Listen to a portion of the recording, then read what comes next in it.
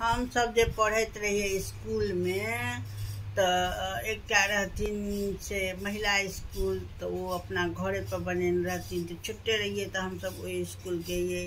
तो गुरु जी के स्कूल गए।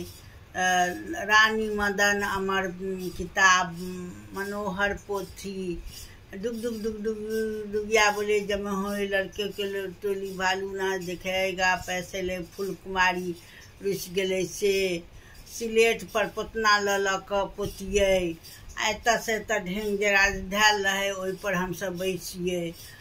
बोरा लक हम सब हमरा सबके नानी गाँव में गेल छिए तो स्कूल, तो वही स्कूल में देखने छी बोरा लक हम सब नहीं जइए। आ भुदानी झोरा पेटी वाला रहे, लेकिन हमरा वो पेटी सुटेबल नहीं लगा, तो हम हाथ पर धऽ के हाई स्कूल में लऽ के जइए। बैग हमरा सब टाइम में नहीं रहे, हाथ पर धऽ के लऽ जइए, पन्ना सब अथी बजा पसीना आ अथी रहे कि कहे छे भुदानी झोरा, मिडिल स्कूल में भुदानी झोरा।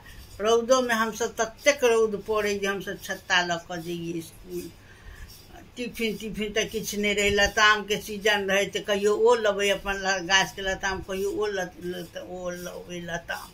तो से हमरा सब स्कूल में, तो हमरा सब गाँव में एक वो भेले स्कूल, एक सरकारी स्कूल छे, एक संस्कृत खुजले, वही स्कूल गेलिए पढ़ल।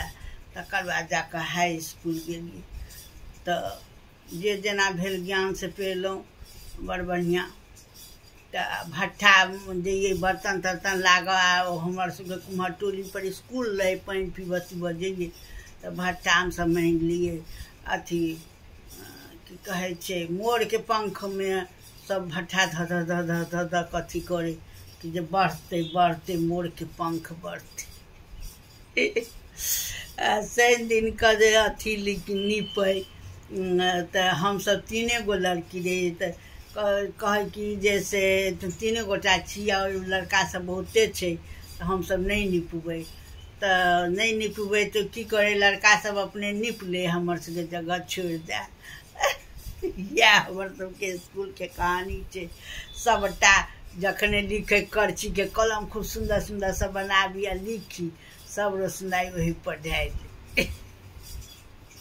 या स्कूल के हमर सबके कहानी छे।